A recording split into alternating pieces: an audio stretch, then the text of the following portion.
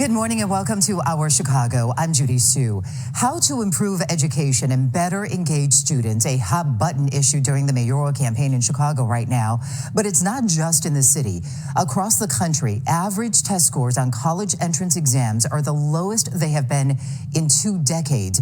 The U.S. Surgeon General saying that our youth is facing unprecedented mental health challenges following the pandemic. Teaching, a rewarding profession, may be more challenging than ever. So today we are talking to the experts, 2 award-winning teachers on the front lines every day about how they motivate and engage their students, especially now. Sharon Ponder-Ballard is a performing arts and literature teacher at Inglewood STEM High School, a 2022 Golden Apple winner. And we also have Corey Duzan. He teaches at Lockport Township High School. He just received the National Project Lead the Way Engineering Teacher of the Year Award. Good morning. I am so excited to talk to the both of you. Yay, good morning. Hey, good morning. Okay, so as a parent, I cannot wait to pick your brain. So I'm going to get started with Sharon. I know you also go by Shay. So you described the moment that you won the Golden Apple Award as your Oscar moment. You have been a Chicago teacher for more than 20 years. What does that winning moment mean to you, especially now when times can be so challenging for our kids? Yes, well, I compared this award to my Oscar moment because there are so many deserving actors and actresses who put out such quality work year after year and have never been nominated or won an Academy Award. The same applies in the teaching profession, especially in Chicago public schools, where so many hardworking, dedicated teachers are deserving as well. So I feel extremely blessed and fortunate, as well as honored, to have won the Golden Apple Award in my hometown of Chicago. Oh, I love it. And Corey, I know you were equally surprised. How does it feel for you to be selected Engineering Teacher of the Year? Pretty big.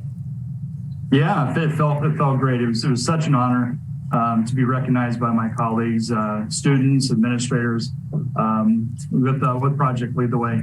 It was just absolutely outstanding. We've done some phenomenal things here at Lockport Township High School. The kids are excited about it.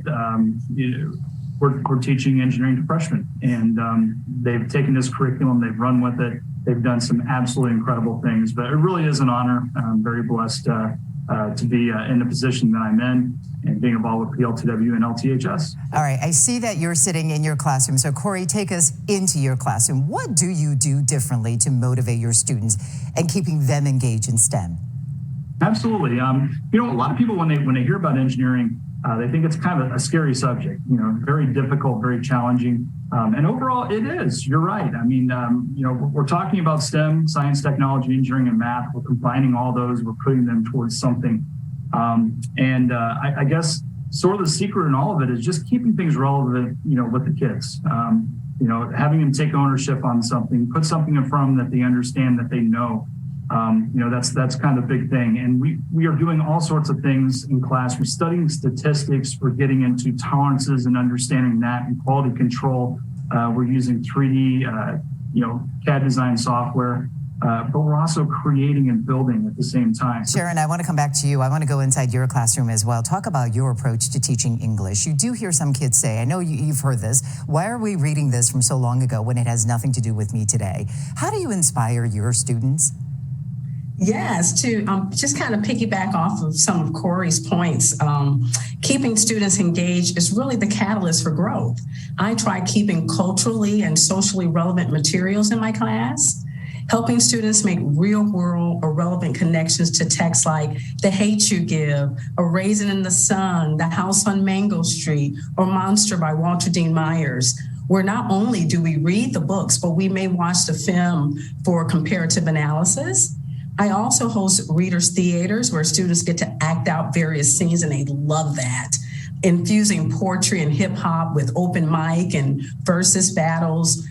It also engages our students, and it's key. And it also helps to cut down on potential discipline issues as well. There's so much more to ask you. We're going to take a quick break right now. Shay, Corey, after this, we will talk about how students are doing academically, socially, and mentally. We'll be back.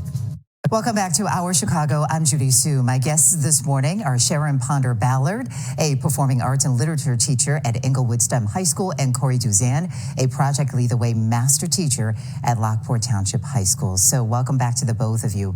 I want to start this segment by asking you about the learning gap and the learning loss due to the pandemic that's now well documented. Certainly some communities are impacted more than others, but nationally, according to the latest ACT scores for 2022, the results show this generation scored the lowest national average in 2 decades. So here are the numbers. The lowest composite score up until now across the country reported in 1991 with a score of 20.6.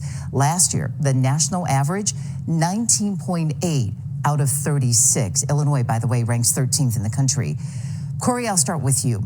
Given what you're seeing in the classroom, your experience, how would you explain these low test numbers in general? How much significance does it carry, you think, in how we approach education going forward? Sure. I mean, we were definitely impacted by COVID like everybody else. And I look at the word loss, and I want to make sure that people understand it wasn't a loss of teaching and learning. We did a lot of adaptive teaching, adaptive learning, and I'm just going to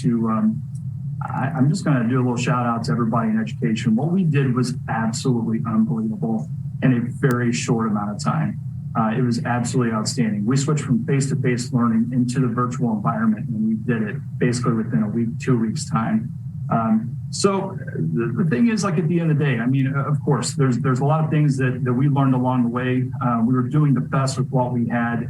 We did some fantastic stuff given sort of some of the restrictions that we had, but we did amazing things with our kids.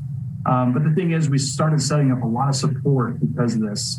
We're having time, one-on-one, face-to-face interventions with teachers. We started that a lot more during COVID, and that is actually carried over right now for face-to-face. We know that there are students that need that support, and we're giving that to them in both the academic as well as the emotional support. We've done incredible things with that. Sharon, I do want you to weigh in on this as well. How do we now also make up that learning gap? Yes, well, I always say our students are super resilient, and I'm super proud of them, actually.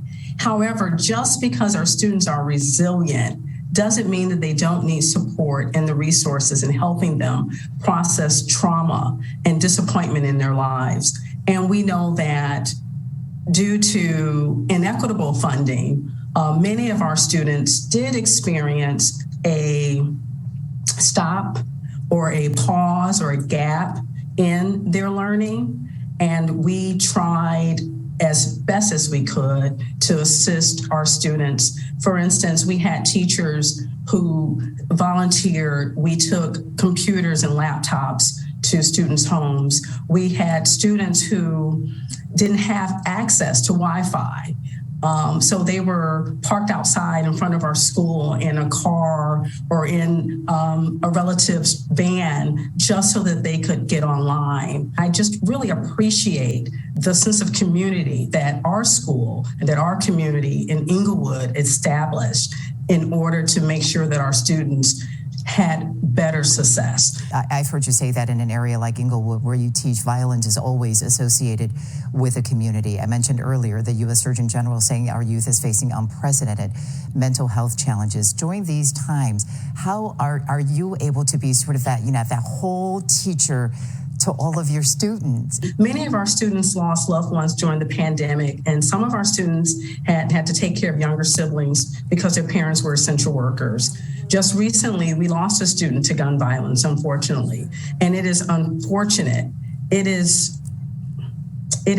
traumatic that we have lost a student each year, and our school has only been open for 4 years, but we have lost a student each year. So we have to make sure that our students' mental health and that capacity, and we're building that capacity. We're helping our students emotionally. So we embed a lot of the social emotional learning into every aspect of our curriculum, and it's so important to do so. Okay, I just have a very little time left, but before we go, both of you, something fun project that's going on in your class. Corey, what's going on in your classroom right now after winter break? Oh gosh, we've got mini golf courses we're about ready to design. We've got hand crank toys. We've got reverse engineering. You name it. We've got all sorts of really interesting, engaging things. 3D printing, laser cutting, CAD software. We've got a pretty full docket for second semester. It should be a lot of fun. Okay, and Shay, for you, your class? Yes, I'm working on renewing my national board certification. So we are partnering with our partner school, Parker Elementary, with a play, and we are ready to rumble. I love it. Well, I love chatting with both of you this morning. Thank you so much for taking some time to talk to us. Thank you. All right, have a great rest of the school year. Corey Duzan, Lockport Township High School, and Sharon Ponder Ballard from Inglewood STEM High School. Thank you both. And that does it for Our Chicago. We will be back with more news and weather after a short break.